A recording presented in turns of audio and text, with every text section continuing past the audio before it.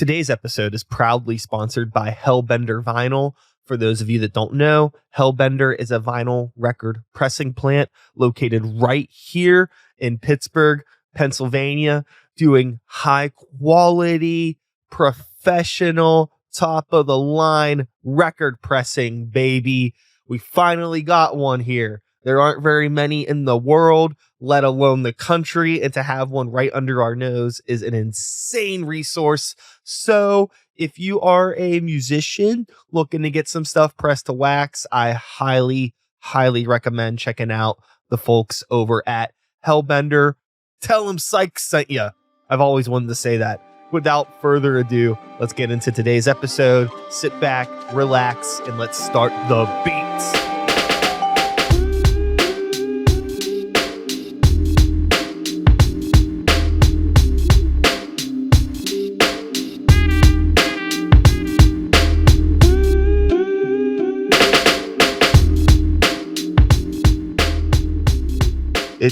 It's ridiculous how easy it is to like overcomplicate your shit when you're doing so many different things, which is probably a great place to start our official conversation today. Sure. We got the one and only Uncle Slammy in the building of many different bands, places, things.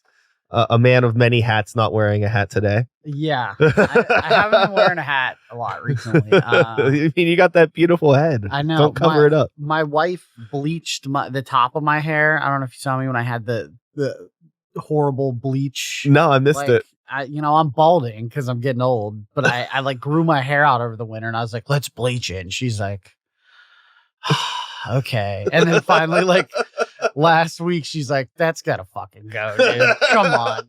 So I let her shave it off.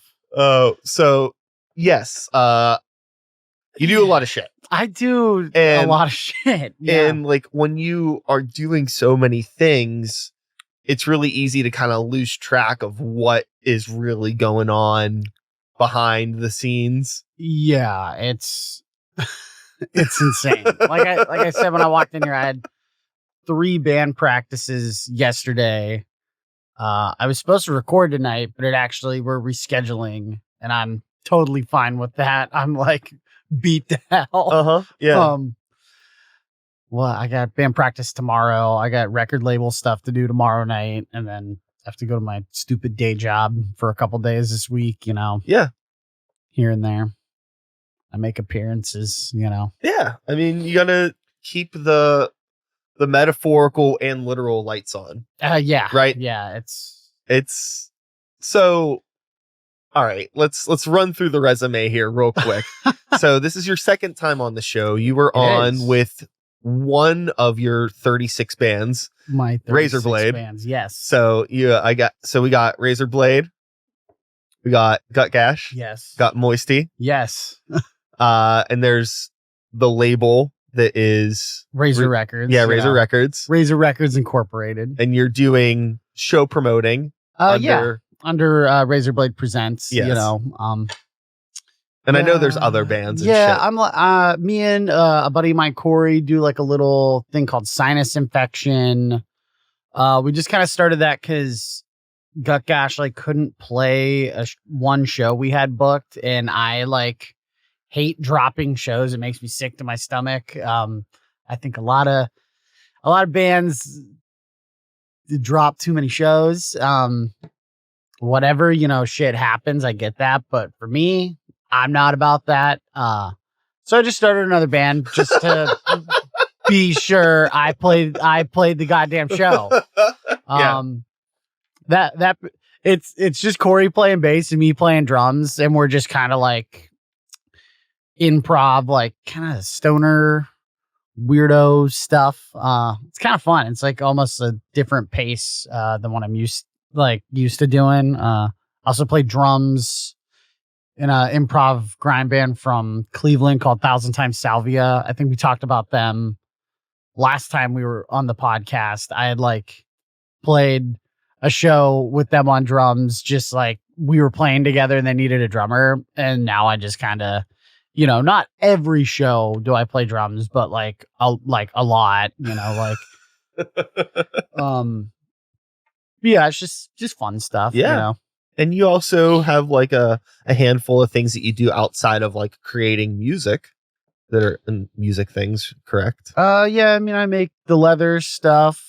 That's it's about it. Yeah. Pretty much like music and the leather business, which I feel like kind of ties into making music. Yeah, it's definitely part of the it's a visual Yeah.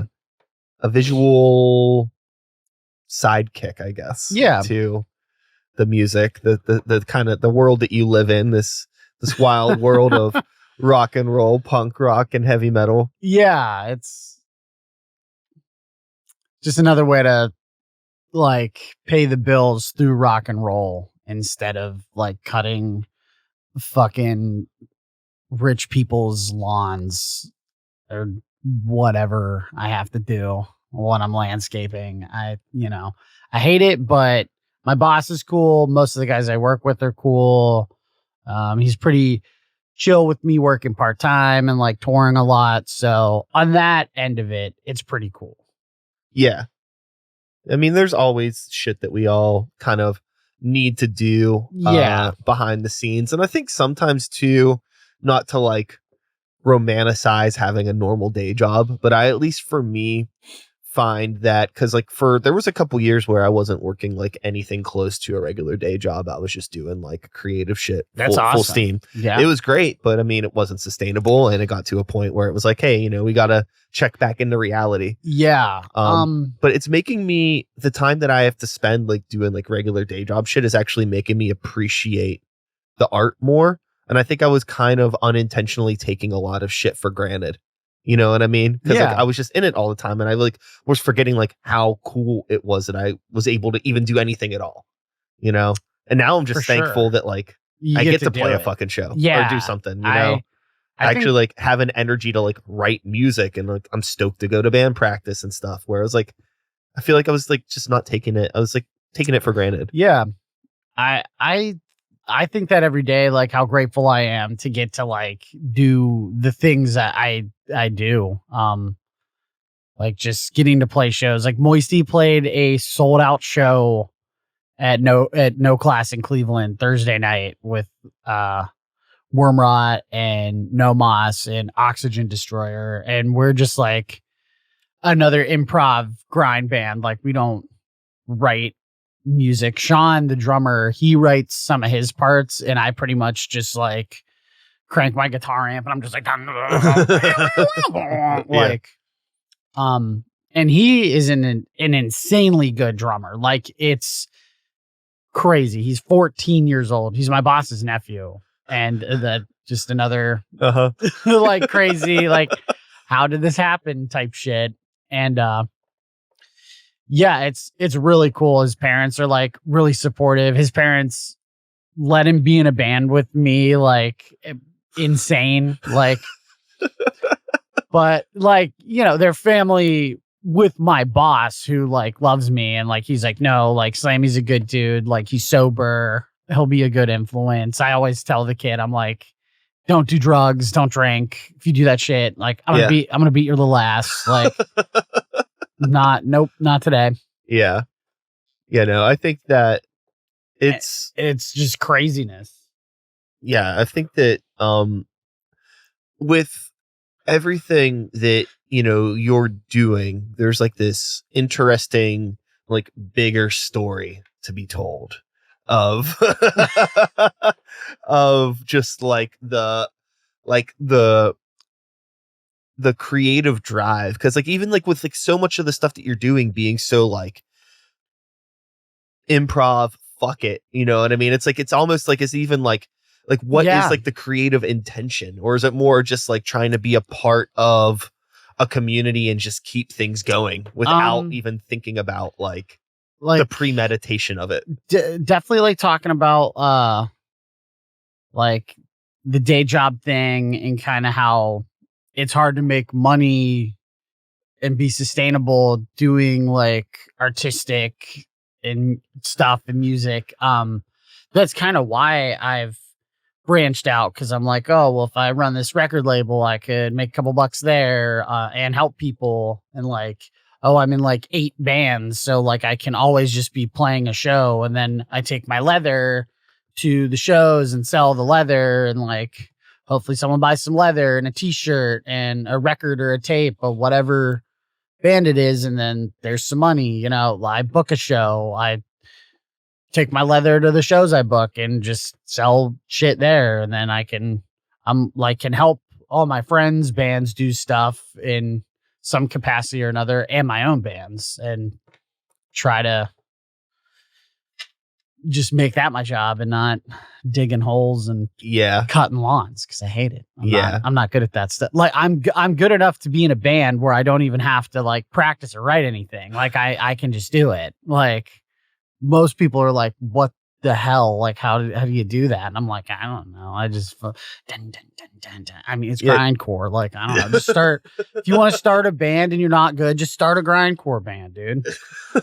I mean, it helps me like the drummer's really good. And I just like kind of know how to play guitar. Not really, but I know how to fake it. Like, sure. You just hide in the distortion. Right. Yeah. I mean, truthfully, we played, we went to the Rock and Roll Hall of Fame Friday after playing no class, and there's like a little jam room there. Oh yeah, and they were doing like they had like a guy working there that was like playing the drums, and you could like come play like Enter Sandman or like Led Zeppelin. And me and Sean were like, "Can we play a song?" And they're like, "Yeah, what song?" And we're like, "We got our own song." And like they're like, "Okay," and we like went up there and he's just like, and I like, I have like a certain setup for Moisty, and it was just, I just had this like crappy, whatever, blues rock setup. But I was like, trying my best to like sound okay. Cause like Moisty's usually tuned in like drop F or something, or like drop C. Sometimes it just depends on what guitar I'm using, because I have a Pitchfork that I got for Gut Gash years ago, because I just razor blades in standard. Yeah. And I don't want to fuck around with tuning my guitars and shit. So I just bought a pedal, but I bought a BC Rich Mockingbird off a buddy of mine, and it's in a C sharp standard. So I like, sometimes I just use that for Moisty, but I also run it through the Pitchfork. So it's like, I think that's when it's like in drop F or something. Yeah. Or it'd be like drop F sharp standard. I don't fucking know. I just play power chords really fast. Gotcha. Did you get any footage from the Rock and Roll Hall of Fame thing? Yeah. Sean's dad and sister took a little bit of video of us. Yeah, it was fun though. It was cool. With the Rock and Roll Hall of Fame's like a really interesting place just to get to see, like, so all these like weird little relics of it's history and punk rock and rock awesome. And roll and things. I love it. The Razorblade went there one time on a tour too, even though we were like always in Cleveland, but we just decided to go there. And that day, the kid that was working in the room knew who we were. We like walked in and he was like, "Holy shit, you guys are Razorblade." And we were like, "Yeah." And he's like, "What are you doing here?" And we're like, "Oh, we just played a show last night. Now we're just hanging out." And he's like, "Can you play a song?" And we just like ripped the song. It was fun. Yeah. And then also you get into the Rock and Roll Hall of Fame for free if you tell them that you're in like a touring band and give them some merch. So we just get them for free all the time and just go hang out. Yeah. I love it. Yeah. With romanticizing rock from the 70s, 80s, 90s the way it does. How do you think that like the scene now is going to be romanticized in 20 years from now, if at all? I think about that sometimes. I don't know. It's a weird, like who is going to be like the equivalent to like Black Sabbath or Iron Maiden or sure Megadeth and Metallica, who in 20 or 30 or 40, 50 years, are those kids going to be like looking at from now to be like, who are those bands that they fuck with? Like for me, like I definitely say like Midnight is like a huge band. Like for me, I love Midnight, like Inepsy, Toxic Holocaust, like, but that's again just for me and like the style of music that I like playing the most, you know, like I'm in all the grind bands and like Gut Gash is like death metal, but like Razorblade at the end of the day is always like my baby, and I love like metal punk and like that fusion. But yeah, I don't know. There's tons of bands. And also there's a lot. I feel like there's a lot more bands now. It's like like oversaturation almost, but it's like I don't know. I tell everyone just keep rocking. You know. I went to a show Friday night. Literally, I played a show Thursday night. Woke up, went to the Rock and Roll Hall of Fame Friday, and then drove straight home. Wife stayed home because she's like, I'm not going to that fucking thrash metal show at 222 Ormsby, you know. But yeah, there was a thrash show at 222 on Friday night, and not a whole lot of people came, and it was a bummer. I thought it was a really good lineup. It was these young kids from Buffalo called Wolfenstein. They booked the show. I've seen them before. Yeah, they're little homies of ours. We've played with them a couple times. I always let them stay over at our house and stuff. They're cool.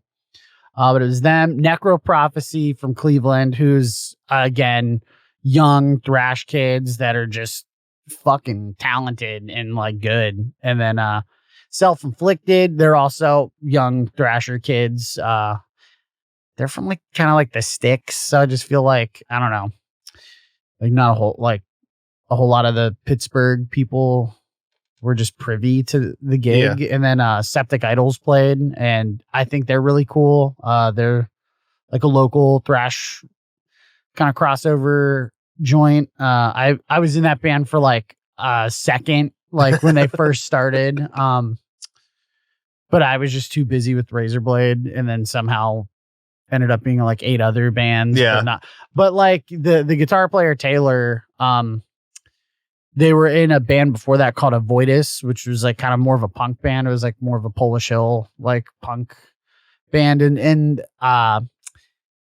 like I feel like Taylor, the guitar player, had a lot of ideas and drive, and the other guys in the band and him kind of weren't vibing on some things. And so when he started Septic Idols, I was like, dude, I think you really need to take the reins on this and be like, this is my fucking band, you know, and kind of be like, I'm in charge of this. And he was like writing like sheets of lyrics of like star battles with, you know, lizard warriors. It was all really cool. But I was like, brother, I cannot remember this. I need to be in a grindcore band that doesn't practice, because Razorblade, I write like 2 sentences for lyrics and I fucking forget it half the time. We'll be playing a show and I'm just like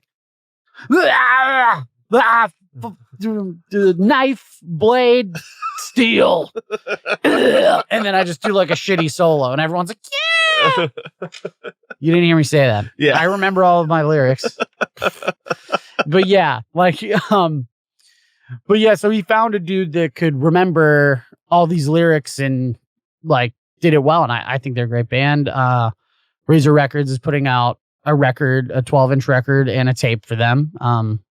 So I believe in them. But yeah, just not a whole lot of people came out to the gig. And Miles, the little drummer from Wolfenstein, was like, oh man, I wish more people would have came. And I was like, yeah, dude. I was like, you know, you're going to get that. And I was like, but you just got to keep doing it. Like, I've been booking shows for 20 years and sometimes they're awesome and sometimes no one comes out. And I try to promote every show I book the best I can, you know, flyer, post it on Instagram and curate a lineup, you know, but it's hard. But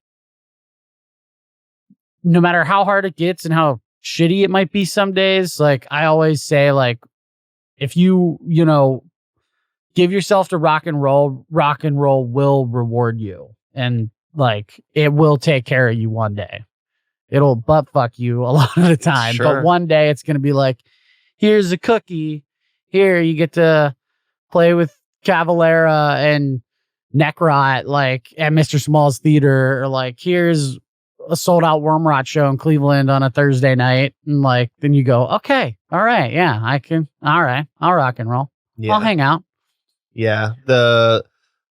It sucks when you play like a shitty show, and it could be like really morale killing if like you don't have like the right head on your shoulders. Oh, which definitely. Is like, I mean, it's like for me, like I think that we're probably both on the same page where it's like this is gonna fucking happen. Right. But the issue is like sometimes your bandmates might be like, oh yeah, you know, they're sometimes the guys are like they're one shitty show away from just being completely checked out, and it sucks. Yeah. Like Razorblade, I'm the only person that's actually technically Razorblade now. I'm pretty much writing and gonna start recording everything like myself, hiring people.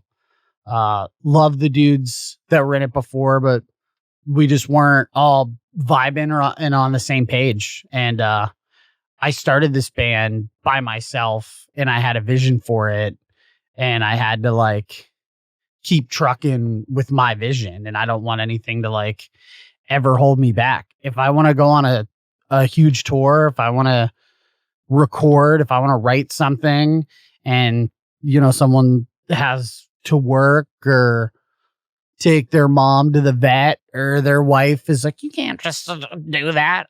Sure.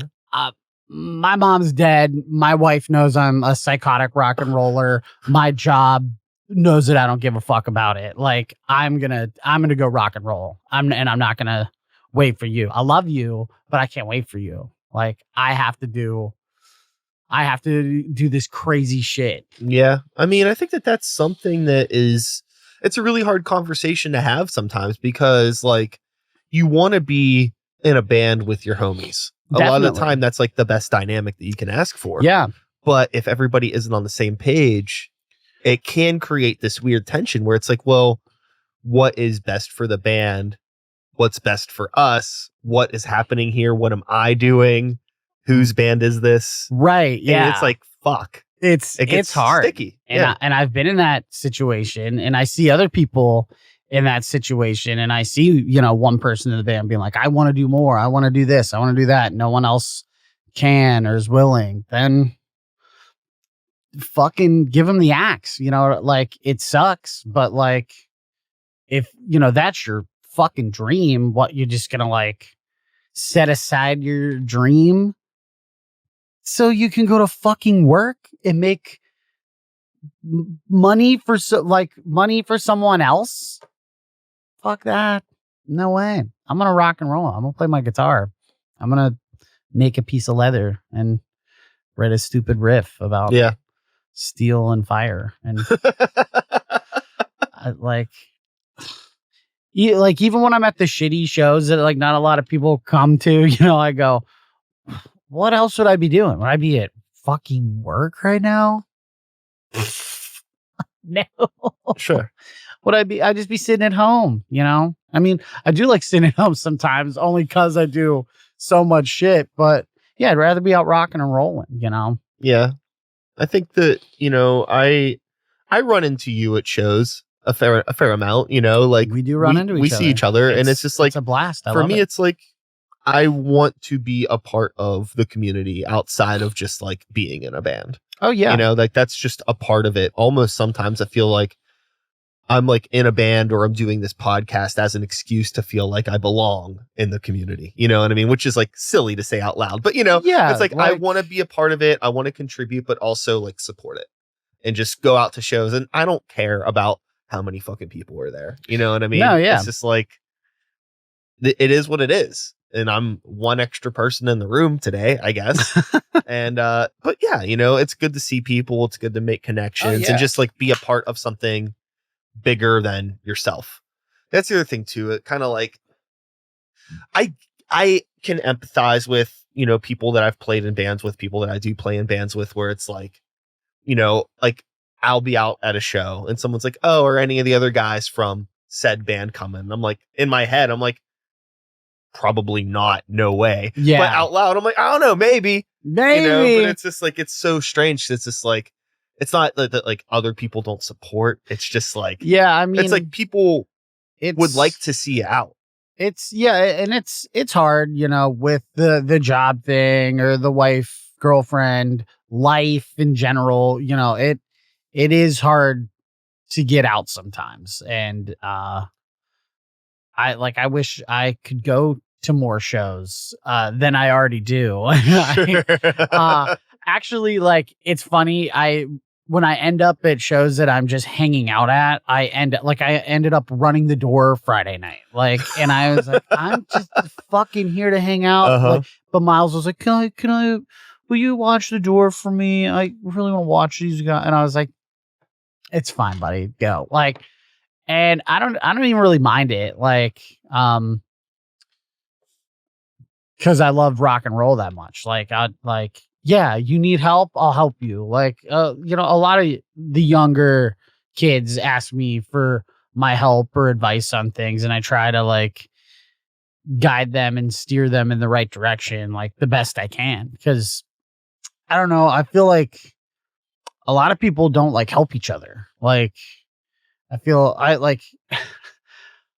I've booked so many tours for Razorblade where people like ignore me or like they go, oh, I can't help with that. And I'm like, do you know anybody? Like, and they're just saying, oh, not really. You know, like, what like, I've messaged people that are in bands in other cities and states. And I go, well, who books shows in your town? And they're like, I don't know. I'm like, what the fuck do you mean you don't know? Yeah. How do you not know? Yeah. I think that it's just people being lazy or gatekeeping or just whatever. Like, anytime, like, dude, we get hit up all the time, you know, people will be like, hey, we're coming through, can you guys play the show? Sometimes we can, sometimes we can't, but even when we can't, same. I'm just like, yo, I'm like, we can't do this, but here's 5 other bands that you should hit up. Exactly. Or like, if they're asking about venue, here, try this venue. I mean, no promises, but all the time. Yeah. This is information. Just take it. It's, you know, if you're an active band in your city, and you can't think of a handful of promoters or bands in a similar genre, what is happening? Yeah, like, what are you doing? Just don't even be in a band. Yeah. Like, truthfully, like, I don't understand it. Like, these bands that'll like not help people, they drop all their shows. What are you fucking doing? Like, then, like, you're making a mockery of rock and roll. Sure, and if they do show up, it's like, doesn't seem like they barely even want to be there. No merch, which, I mean, you don't have to have merch, but like, yeah, if you're if you're a younger band or whatever, that's fine. But there's some like bands that you could probably call like borderline legacy local acts. Legacy local, you know, acts. Where it's like they're bands that have been playing for a long fucking time. Yeah, sure. And it's like they should be able to like show up, promote themselves, be cool to the other bands, be, you know, but it's like, we'll show up late, won't bring merch, we'll leave after they're done playing. It's like, why'd you even bother? Yeah. There's 1,000 other bands that could have been on this show, but you're taking the spot. Yeah. Fuck you. Yeah. Like, it just really pisses me off. Show up and be stoked to be there. You know what I mean? Like, why? You're at a rock and roll show. You should be thankful. Yeah. Like, there are people that don't get to rock and roll. Yeah, I think there's like people that take it for granted, or maybe fathom it. People that like maybe fucked with it when they were younger and like they don't really want to do it anymore, but the harsh reality is that they have nothing else. So it's like, what do you do? It's like, I don't want to be here, but this is like all I have in a weird way. And now I'm grumpy about it. And now it's going to be your fucking problem. Yeah. I don't know. Yeah, no, I'm not qualified to break down the mental state of these fucking degenerates, you know? Yeah, I mean, I was I can't even talk. I was a degenerate myself for a long time. I mean, like, I was telling Sean, the drummer from Moisty, because we actually had a band practice yesterday. He's playing a Gut Gash set Friday at a Shred Shed with us, because that band's had just the craziest drummer situation of all time. Like I thought Razorblade had like a bad drummer situation at one point. Jesus Christ. Like Gutgash started as like, you know, a little side band just to do for fun. And I just can't quit. You know, most people would have been like, oh, I'm just going to not do this band. And I just don't have that in my heart. Also, like it's my wife sings in that band and it's her first actual band. And she's like really good. Like my wife can do anything. Like I really think like she could do fucking heart surgery if I like drop to the floor right now. If she like just kind of like thought about it for like 30 minutes and then like Googled something and like got like a pair of tweezers and a plier and like a sharp knife. Yeah. I think she could like fix my heart. I've seen her do like insane shit. She makes dolls of people now. She can just make a doll of like all her best friends and make it look like that. It's insane. She's just extremely talented. And her personality in Gutgash, Snagglewort, the goblin, it's just really good. She's wearing a goblin mask. She's dressed all sexy. Her butt cheeks are out. Like it's just it's a good gimmick. Her vocals are great. Like she's just like screaming like, oh yeah, like I can't do it. But like, yeah, it's really good. It's a cool project. So I'm like, I can't just like quit. Sure. Know? Like what? That would be fucking dumb. So like our drummer now lives in Detroit. He's the drummer of this band called Cemetery Girl, which fucking awesome band, like queer, hardcore punk, like just crazy shit. They're awesome. Yeah, he like we needed to fill in for a Detroit and a Cleveland show, and I hit him up and he was just kind of like, yeah, dude. Hey, well, he hit me. I think we hit each other up. We were both kind of like, hey, let's rock and roll.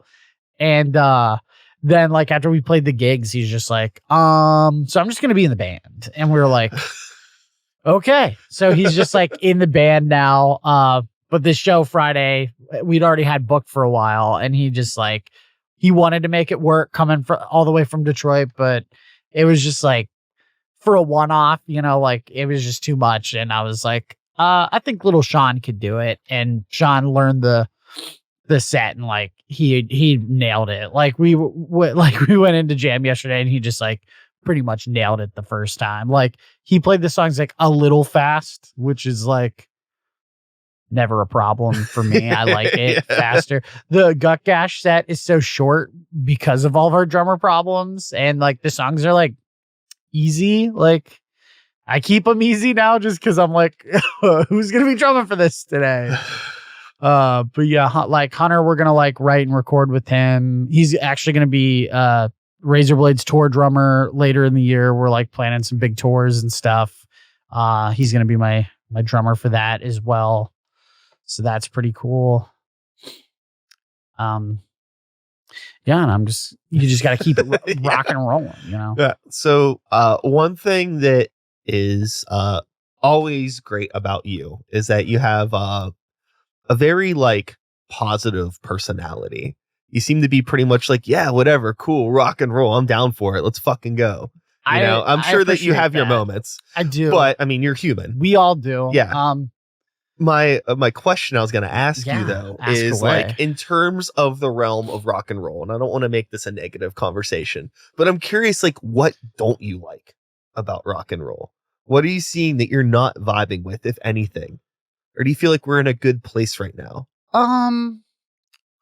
One thing I guess I don't like currently about rock and roll, I mean, other than like pretty much the stuff that we've already kind of went over, like people not really helping each other, sure, cool guying or gatekeeping, you know, like you know, there's like some bands or like types of, you know, rock and roll or metal or punk or whatever, you know, just some certain subgenres I might not particularly like, but I still like try to help those people, you know, like if you come to me, I'm going to help you. Like, sure. Or if we're playing a show together, I'm like, this is fucking cool. You're rocking and rolling. But yeah, like I just try to be positive about it. Cause there's like negativity is just, I was negative for so long. I feel like I was one of the most negative people ever. Like, just a few years ago, like before I quit drinking, and I was just miserable. And that's just not me. Like, I'm just, I just felt like just hopeless. And it's not a good feeling. And I want to be hopeful. So yeah, but for other than that, I would say the one other thing I don't like currently of the state of rock and roll is this, like the fucking internet, like that everyone just has to be, oh, I just want to be an internet band. Like, Oh, sure.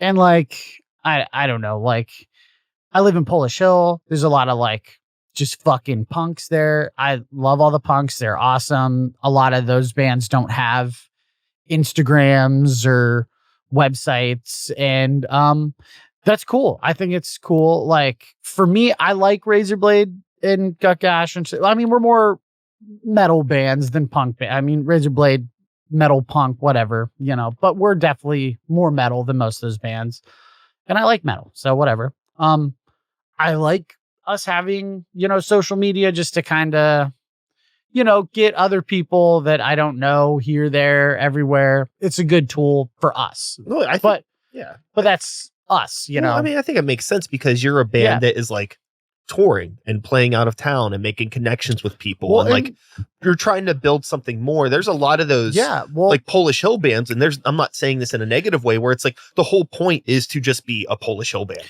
Well, no, some of those guys tour quite a bit, like Speed Plans, Illiterates, good friends. Yeah. Good friends of ours. We're playing with Illiterates and Peace Talks in like a week or 2 weeks. I don't know. The 2nd. Yeah. June 2nd. I'm sure there'll be a segment where I pull up my calendar, my crazy calendar, color coordinated calendar of insane shit. Monday, June 2nd. This probably won't be up by then, but you should go there anyway. At Prevention Point. But yeah, no, I mean, like some of those bands tour and they just can make it work without, having. I didn't realize those guys weren't using like social media. Yeah, and good for them. I think it's cool. But yeah, but for my bands, I like it. But we're not internet bands. Like we're not. I just post when we have a gig or like maybe a photo or. We put out a record or a tape, Yeah, like, and it's cool. But there's just like bands that like literally don't want to tour. They just want to like post reels on Instagram. They just want to sell like t-shirts, print on demand with like AI art. And like, they don't want to like leave their apartment and they don't want to play gigs. Like also our old drummer, not the original drummer of Gutgash, but the last drummer we had before Hunter and Little Sean, he was very much like just wanted to be an internet band, and it left like a very bad taste in my mouth. Sure.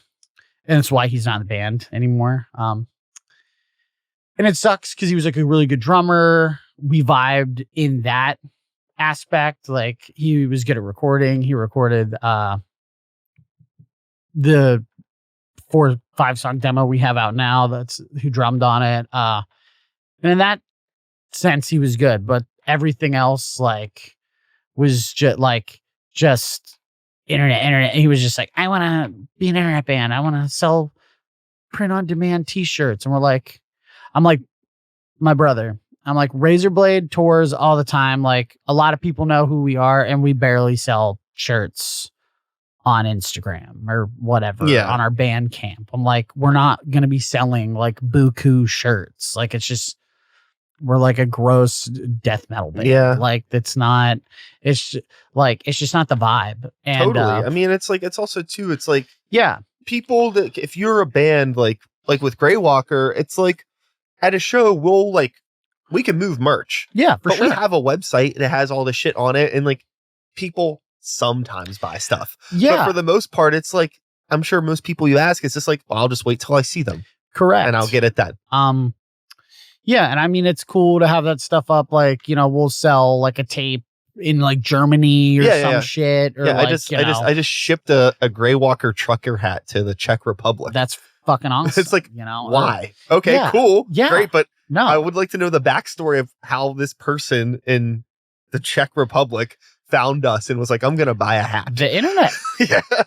So there's power in it. Yeah, there is. And for that, it's cool. But but when people get this like big ego over it of not wanting to play the bad shows, the shitty shows, and they're like, oh, well, I'll just sell all my AI shirts on the internet and not leave my apartment and my band will be huge. What?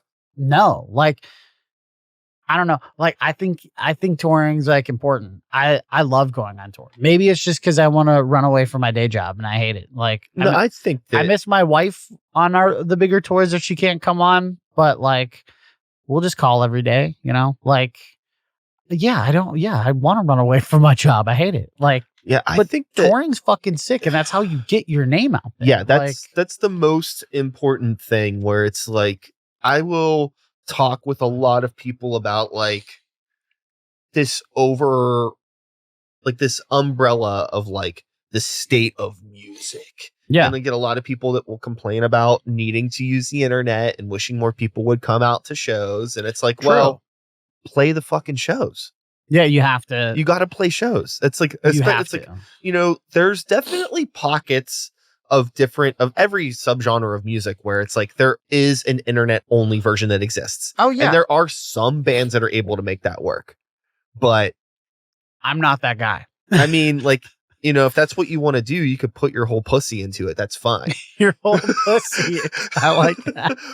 But like, I think for like most of the people that I know, it's just like, we're just like, again, we're like, I feel like we're really overusing the term rock and roll today, but it's what we're talking about. It's like, we're rock and roll guys. I don't play shows. You gotta. I don't think there's ever an overuse for that term. And like, for like the kind of stuff that I do, I don't feel like it translates right on the internet. Like, you gotta be there in person to see it, and then you get it.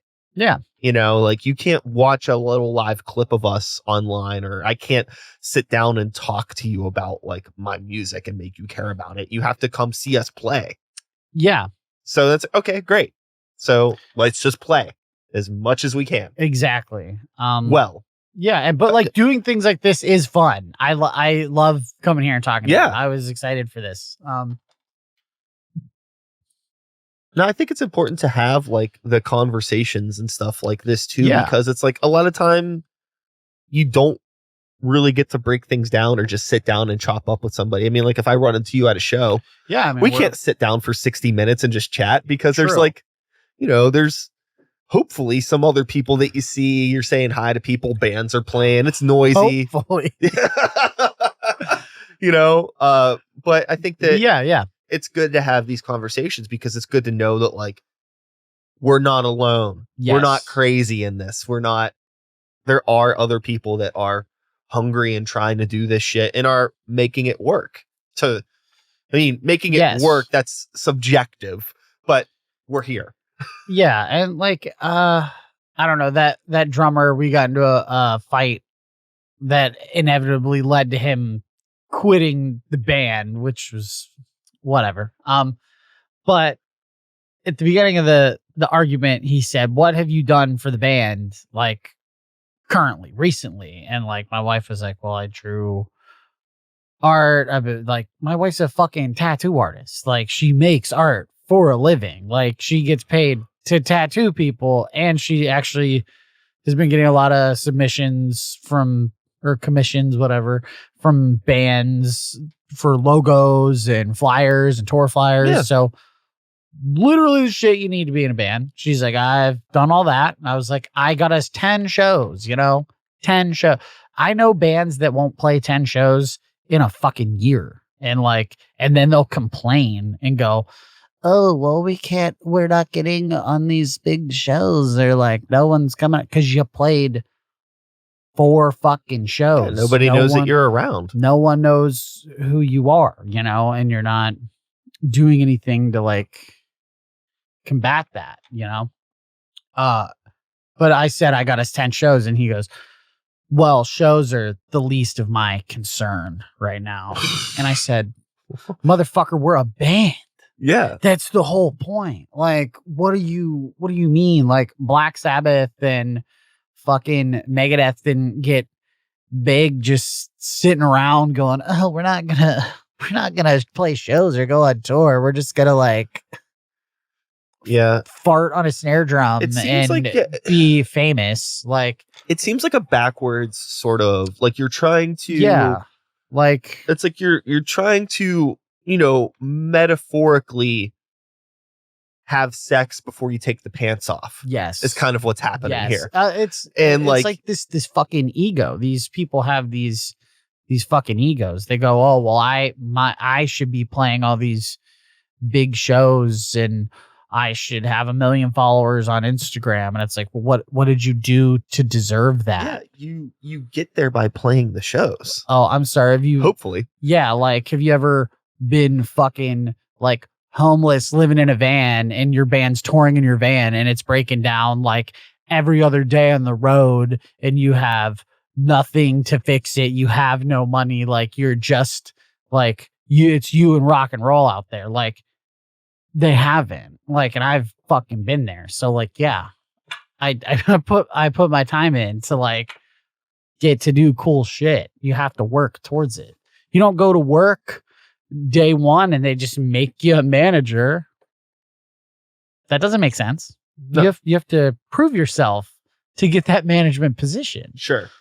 Well, depends on who your dad is. This is true. But it's funny. My boss at work, we joke that he's my dad. Yeah. So like, I'll be like talking to the guys. I'll be like, my dad is the boss. And it's funny because there's a young kid there. His dad is actually the vice president of the company. And I'll go, but Cam's dad, he really is the boss. Yeah. And I'll be like, but Cam don't give a fuck. Yeah. He'll just be like, no, it's cool. But yeah, for the most part, just put your time in. Just work at it. Rock and roll. Like, I've had like younger bands coming in and be like, oh, like our record didn't do so well on the internet, or like, oh, we didn't get as many listens or what. And I'm like, who cares? You put it out, you did it. Like, yeah.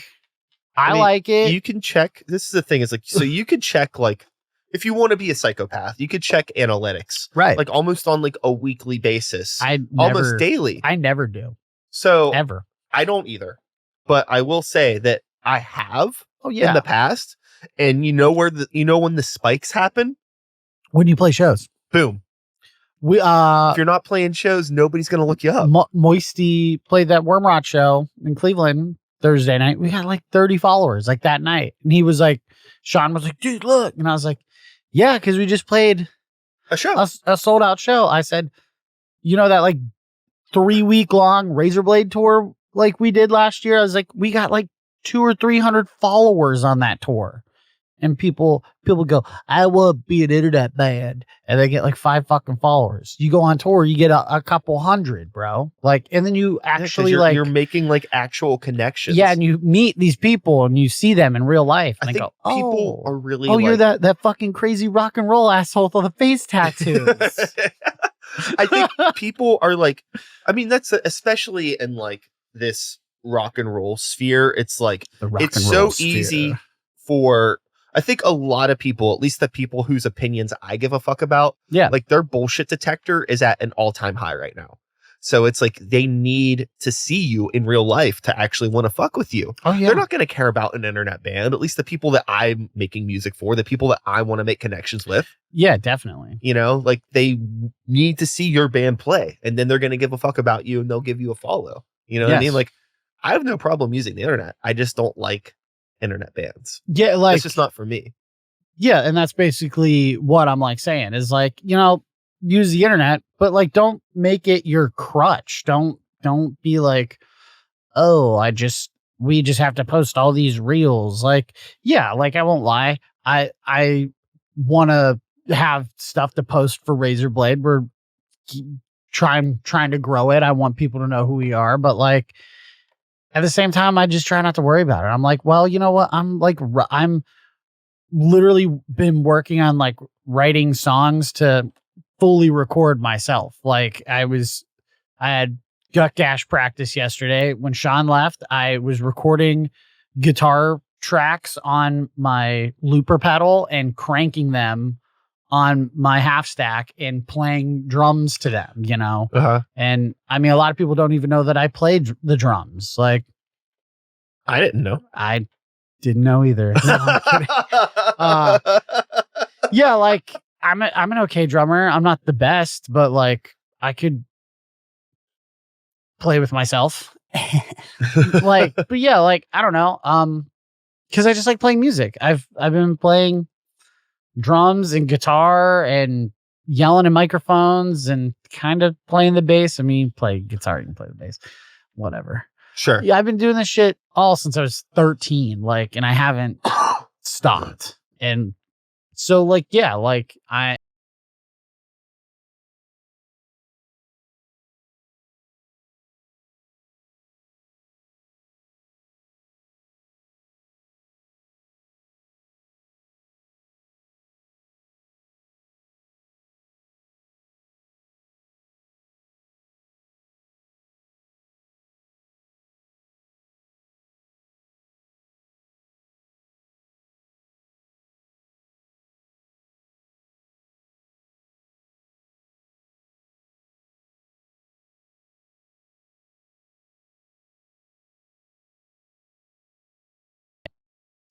you want to give it here and there, that's fine. We can work together. Yeah. But I'm going to make sure it all gets done at the end of the day. Well, you know, a lot of people don't do that. You're a diamond in the rough, my friend. there's you're a unique soul. I mean that in like a good way, for sure. I appreciate that. Yeah. Well, I spent a lot of time fucking off. You know, I spent most of my 20s like touring and playing gigs and playing in bands, but I spent it way too drunk, way too angry, and like not realizing why nothing was working. You know, we go on a tour and I'd get so obliterated that like we wouldn't make any money. I'd break things. I'd usually like almost get arrested. Like Sure. You know, people weren't going, oh, that guy really loves rock and roll. They're just like, oh, this guy's passed out on my front lawn. Like this guy is a menace. Yeah. And I mean, people did, I think, you know, in that sense, also think, I don't want to say that it was like cool, but like, you know, the crazy party guy, everyone's like, oh, God, this guy's crazy. You know, like, this is fun. He's breaking things. He's bleeding everywhere. His dick's out. Like, Yeah. I mean, it's easy to, that's the one thing that is like, that's interesting sometimes about like rock and roll, heavy metal, punk rock culture is like the romanticizing of like the degenerate, you know? Yeah. You can kind of glorify that sort of behavior, which makes it interesting when you're trying to like, for lack of a better term, like grow up or get your shit together, but still exist in this world. Yeah. It's like, how do you mature gracefully in like an alternative subculture? I pretty much like preach sobriety at this point in my life.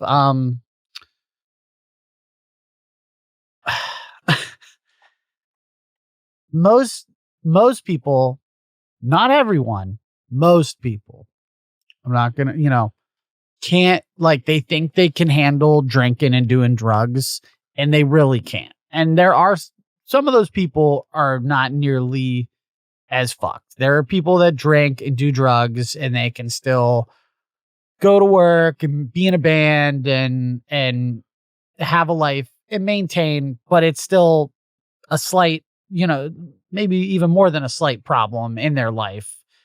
And they keep it kind of pushed down, you know. But most people cannot even do that. It is a fucking problem. And it like it just fucks your life up. I think it's poison. And I think it ruins you. I've had a lot of friends die the last couple years from drug overdoses and alcohol. Like, I had an old drummer drink himself to death. He was 32. This was like 2 years ago. That's insane. And I tried to drink myself to death 5 different times. Like, I tried. And he wasn't even like trying. Like, he was just like, he never slowed down. And like, I had another drummer, same year, 30 years old, OD on fentanyl laced cocaine, like, and he barely did coke. Like, someone offered him a bump and he was like, oh, fuck it, I'm drunk, dead, And these were great guys. These are dudes that I lived with. These are guys that I toured with, and they're fucking dead. And I went to both their funerals, and people said to me, I thought I was going to get this call about you. And now you're like, I think it was like a year sober at that time, maybe a little longer. And I was like, I also thought you were going to get that call about me. I was actively I was trying for you to have that call about me. What the fuck? Like, and yeah, it's a real eye opener. Like, I smoke weed every day. I love fucking smoking weed. I actually didn't smoke weed before I came here. I was like rushing around I had to stop at Khyber Coffee. Yeah. For a coffee, Polish Hill's finest. If you're in the neighborhood, stop there and then go to the Rock Room and don't get a drink, but see a good band play. Have a water. Yeah. But yeah, I don't know. Fucking. And there's like actually a lot of sober punks that we hang out with now that they have like meetings and at Prevention Point, and like Prevention Point, you can get like drug testing supplies, Narcan. And I think that shit's important. I think you don't even have to be sober to come to these meetings. You just have to, you don't really have to do, I mean, you go there if you're a sober punk or metal freak or whatever. Or if you're just trying to get sober and you want or need help or just someone to talk to. And I think it's a really cool thing, because I never lived somewhere with something like that before. Like in Columbus, everyone was just like a drug addict, alcoholic, like piece of shit. Sure. Included. Like, well, I mean, there's a greater conversation to have just about like environment in general and how important environment is. So even if it's like a small community, knowing that there's some place where you belong and don't have to feel so isolated in your lifestyle choice of being sober, right. Yeah. It makes it easier if you know that like you're not in this alone. Correct. Like, definitely like all my years of like drinking and partying, I could never really get my shit together. And I was so like angry about it. And I was like, well, why can't I get a raise at work? Why aren't my bands doing better? It's because you're fucked up 24/7 and you can't get it together. And after I got sober, I was like, oh, this is why. Like, and now I can, I was a foreman at work before I started touring all the time. My boss still wants me to be a foreman. And I'm like, no. But like tomorrow I could go be a foreman if I wanted to quit my rock and roll dreams. But fuck that, Yeah. But I still get to, like, I still have a decent job and they trust me and they go, yeah, this guy's going to be here today and gone tomorrow and back next week and gone again. And they trust me to be there when I can and get shit done. And you can't do that when you're fucked up all the time. I've had a lot of friends who are older than me, be like, I'm just so broke and I just can't get it together and everything's fucked. And I'm like, 'cause all you do is drink and all you do is do fucking drugs. And it's like, stop. I'm literally like, I'm like, you want your life to get better? You want to have a savings account and like a hot wife and a cool lizard and a sick band? I'm like, just stop drinking and doing drugs. Like, and you work towards those things and you'll get them. Yeah. I think that, and people don't want to. They're like, when you're having those conversations about like being sober, like I think that something that gets glossed over that is sometimes I think can really help some people that are like definitely creatively driven type people is like, it's like, sure, like a lot of the conversation around not drinking tends to like be like, well, it's bad for you and it's, it's like internal stuff, but it's also like, it's a time suck. Oh yeah. And it's like all of this time that you're spending just fucked up. Yeah. That's time that you could be having a band practice or showing up for work, doing an extra thing here or there. And it's just like the time that you lose, you can't get back. No. You know what I mean? It's like, sure. It's like, maybe you can deal with being hungover or whatever like that. And sure, like maybe it's good to hang out with your friends and see people, but it's like, if you're all fucked up, you're not really even with each other anyways. It's like, you just can't get, like, you don't get your time back. No. That you throw away. And those fucked up hangouts, it always seems like something bad happens. Like, I never hear like very many good stories anymore of like, oh, we were all fucked up at fucking Joe Schmo's last night at like 4 a.m. and then like something crazy happened. Like, yeah, you're all fucked up. Like, on tour now, like I'll stay up till like 4 or 5 in the morning with like bands and shit sometimes, but like, I don't know. It's not like how it used to be back in the day. Like everyone that's hanging out with me, whether they're a hard party or not, like knows like I'm not going to be partying. Like if I'm staying up all night, I'm going to have some coffee. I'll smoke a bunch of weed and like they might have a couple beers or whatever. And we just like talk and like hang out and like watch movies. Like I love when bands stay over. We'll stay up to the wee hours of the night, just like talking how we do about music and about whatever life bullshit. Watch a VHS, and that shit's fun. I like doing that. That's a good time. Yeah, there's ways to interface with other people that don't have to involve solely just like getting fucked up and then getting into trouble. Yeah. I had some fun times. Absolutely. Partying in my day, but it's like how many times do you want to watch that movie? Yeah. You know what I mean? The bad outweighed the good. You know? No, I get it. Yeah. Hell yeah. Hell yeah, dude. So, as the train comes around the station here, okay, we're wrapping up here on our hour. Where are we at? Oh yeah, we're at an hour and 5 minutes. Oh shit, big dog. Is there anything that we haven't chatted about? I mean, this was kind of like a focused yet kind of all over the place random sort of chat. Is there anything you want to throw out there before we pull the plug on this? If your band needs tapes, hit up Razor Records. Doing lots of tapes. That's been really cool. Doing like tons of tapes for like Lord Humongous from Morgantown. Yeah. Even though they say they're from Pittsburgh. Fucking liars. Do they? They do. They're not from Pittsburgh. I know.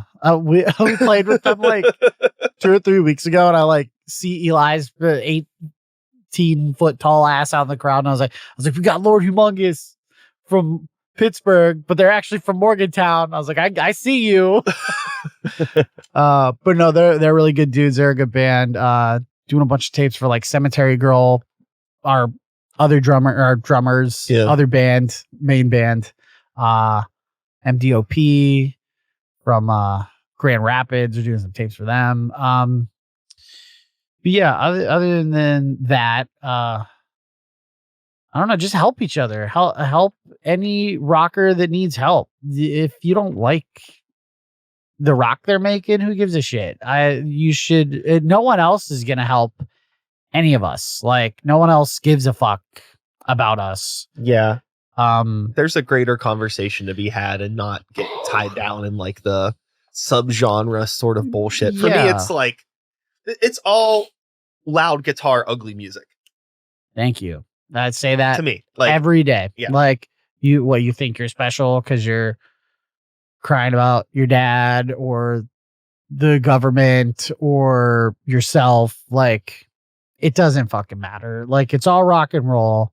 As long as you're not saying hateful, Yeah. like racist shit or something, you know what I mean? Whatever. I guess you can say like, I hate the government and myself and the world, blah, blah, blah. Well, that's fine. It's a conversation about you. You're not being like people like that Yeah. they're not trying to be a part of whatever. of the big picture. We're all doing. Yeah. That's something else. But yeah, like just rock and roll. Like, doesn't matter what you're doing. You're playing your guitar loud, you're yelling, you're singing about what you care about. Just help each other. Rock and roll is the most important thing. And if it's not, you need your fucking priorities straight. You know? Hell yeah, brother. Well, it's been great chatting with you as always. You know, it's always a blast. I love coming here. Yeah, I appreciate it. Check out all the bands. Some are online, some are not. Well, I guess it's all online in some way. Pretty much, yeah. Go to a show. Sinus Infection doesn't have a Instagram. Just go to a fucking show. But yeah, just go to a show. Rock and roll. If you need any help, hit me up on Razor Records, Instagram, Razorblade, Gutgash, mine's Slammer Hammer. Like, if you need help, I will help you. If I can't book a show for you, I'll find someone that can. I've been trying to book tours for bands. If you need help booking a tour, I'll help you. Fuck gatekeeping and being a nerd. Be a rock and roll nerd. You know? Absolutely.